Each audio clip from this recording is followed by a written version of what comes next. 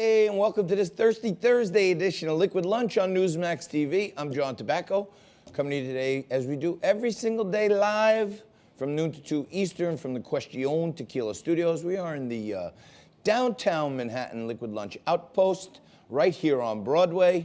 Before getting into today's whopper of a show for Thirsty Thursday, let me let you know the Dow Jones Industrial Average is down about 70 points.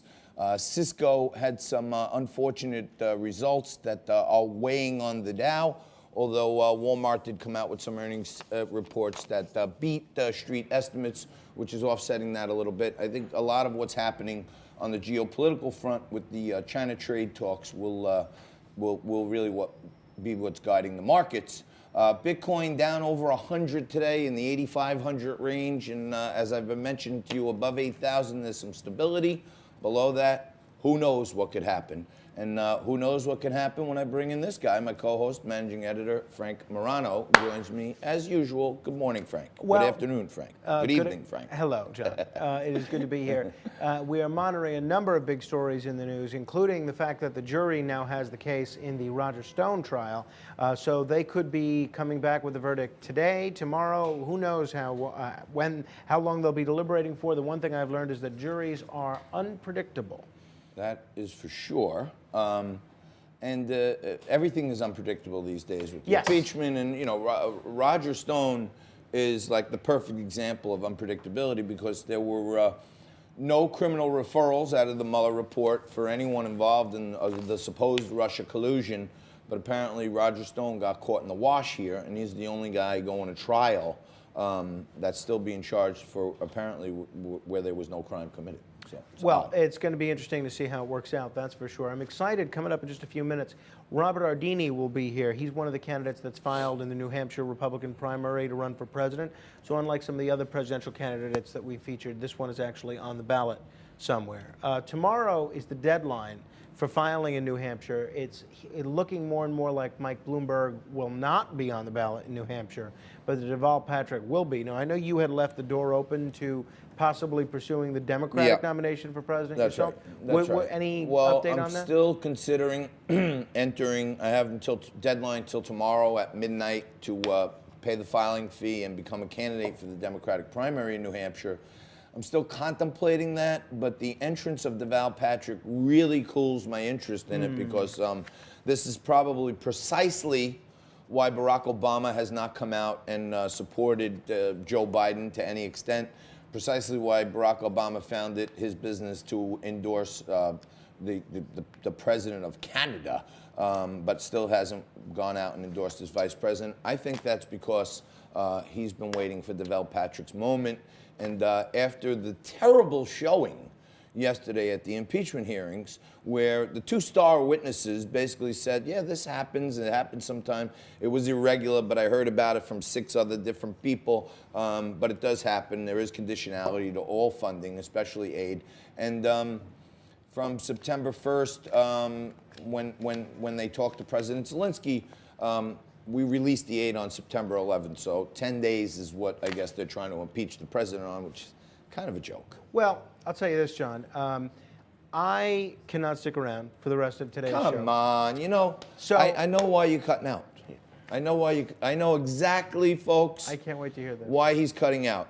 I'm leaving to adhere to a commitment that I made to Marty Bland. No, okay. Well, Marty Bland aside, last Friday when I was off, you brought in the biggest guest we've ever had. That's right. When I'm not here, that's when you reach into your bag of tricks and you pull out the whistleblower, okay? This is the guy everyone wants to talk about. Everyone is talking about the whistleblower. In fact, you know what? Let's take a look at what Devin Nunes had to say about this, and then we'll see if we can release you. Well, you know, as we're... And Mr. Kent, I'd like to welcome you here. I'd like to congratulate you for passing the Democrat Star Chamber auditions held for the last weeks in the basement of the Capitol. It seems you agreed, witting or unwittingly, to participate in a drama. But the main performance, the Russia hoax, has ended, and you've been cast in the low-rent Ukrainian sequel. All right, that's Devin Nunes, but there is some breaking news, Frankie. You want to let us know what's happened? Apparently, there's been a school shooting. Yeah. 5 people are allegedly killed. Yeah, this is in, well, there's at least 7 injured. This is in Santa Clarita, California, at a school called Saugus High School. And this goes hand in hand with what we were talking with Zen about yesterday, the mental health problem that we're having as a country. That's something I think we really need to address, not just politically, but from a sociological perspective. But at least 7 people were injured, 1 critically, in a shooting at Saugus High School. So no one killed in the early reports. Well, at least 1. At least 1. And hopefully it's only 1. Yeah. And at this campus in Santa Clarita, the shooting was reported There's some aerial footage we have here of the scene. About an hour ago. So, you know, we don't have very much information at this point. But the suspect was described as a 15-year-old boy wearing a black hat and black clothing. That's all we know at this point. All right. Well, So we'll look, monitor that throughout the show. we're here every day, bringing you the breaking news in the world and on politics and in the markets. And with such terrible things going on in Washington, creating an even more and more divisive environment, it's sad to hear that, you know, our schools and children are under attack again. And I have to believe, Frankie, that you made the perfect point, that we'll probably find out that there was some mental health issue here. Well, clearly, if you're going to be shoot up a school of innocent people, you have some serious mental health issues. Absolutely. So, John, as I mentioned, I'm going to be leaving. All right. You cannot leave. I never overrule you. You're the managing editor. You control all the content and all that stuff. Right. But you cannot leave. You got the whistleblower when I wasn't here. I asked for you yesterday, hey, there's a day off in the hearings. Let's get the whistleblower in here. And you said, I'll work on it. And then lo and behold, number 1, the whistleblower is not here, to the best of my knowledge, yet. And number 2, you're cutting out because you probably don't want to hear me complain. No, well, that's part of it. But no, I have a long-standing commitment to Marty Bland, and I didn't realize that it was going to necessitate me leaving during the show, but I'm going to honor my commitment to Marty Bland. What about your commitment to Liquid Lunch? Well, you're right. I mean, what about that? You know, I hear you. All right. But can John, you reach out to the whistleblower's attorneys and see if we can get them in here today? We'll send them an Uber, whatever he needs. I will reach out. I will reach out to the whistleblower. Yes, that I can do. I'm going to reach out right now. But since I'm not staying, I do want to correct you now rather than what I usually do at the end of the show. Justin Trudeau is not the president. Right, he's not the president of Canada. I know. Canada does not have a president. I know, whatever they have. They have a prime minister. It's a socialist. He is a socialist. Yeah, that's what I'm saying. But quite a happy socialist country. Without a doubt, I'd be happy too if I was running for president of a socialist country and the former president of the free world, Barack Obama, endorsed me. Prime minister. Prime minister. Well, Barack Obama was the former president. I know, but you said if you were running. Well, if I was running for prime minister or president, I'd like a former president to endorse me.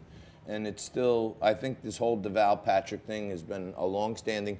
And I want to point out to you, okay, Deval Patrick is an executive at Bain Capital. That's what he's been doing since he left the governorship of Massachusetts. He resigned yesterday. Okay, he resigned yesterday. And I want to hearken you back to a former Massachusetts governor who founded Bain Capital, Mitt Romney, one of President Trump's greatest Republican detractors, was the governor of Massachusetts, and he founded Bain Capital. So now you have Deval Patrick, who was the governor of Massachusetts, and he's been working since then at Bain Capital. When Obama ran against Mitt Romney, there were ads every single day from, in particularly, Priorities USA, which was a PAC that was wholly supportive of Obama, every day talking about how Mitt Romney's Bain Capital were pirates and capital seekers, and they didn't care about people. They bought companies and they fired all the employees to sell it for enterprise value. Mitt Romney made $100 million and cut out 100 factory jobs. Mitt Romney caused my wife to have a heart attack and put her in a coffin. Bain Capital, horrible, horrible, horrible. That was the whole fight against Mitt Romney. And if you go online today, if you want to know why Priorities USA and Obama are all in coordination, and this is just didn't happen last night, you Google Barack Obama attacks Mitt Romney, Bain Capital, and click videos. Every video that was there just a week ago with all these ads talking about how horrible Mitt Romney was for being at Bain Capital and founding Bain Capital, they're all disabled. Every single one. Is that true? Well, if you can go deeper, I Googled, try to find one ad of them hitting him about Bain Capital, and every one I hit, link disabled, link disabled, link disabled. Wow. Yeah. If that's maybe true, someone can go deeper. If someone can find one, I want to play it on the show. So please reach out to us. Go to Liquid Lunch TV. Go to Liquid Lunch on Instagram, Facebook. If you can find a clip from Priorities USA or Barack Obama bashing Mitt Romney for his time at Bain Capital, please send it into Liquid Lunch, because I want to remind people that he's on the same, Deval Patrick is on the same exact career trajectory as Mitt Romney, and the Democrats hated Bain Capital 8 years ago, 2012, 8 years ago. They hated Bain Capital. And today, because Deval Patrick worked there, now he's, and we're going to have a presidential candidate on. Yeah, Robert Arnini. Robert Arnini is going to come next, and we've had a couple of outliers in the presidential race on so far, guys who haven't raised any money, guys who aren't on any ballots, but we're trying to be an open forum to give everybody a voice. Robert is actually on the ballot in the New Hampshire primary, and I want to get his thoughts on And this. he ran for Congress in 2016 in Donald Trump's own congressional district. So he actually has a book out about what it's like running for Congress to represent Donald Trump.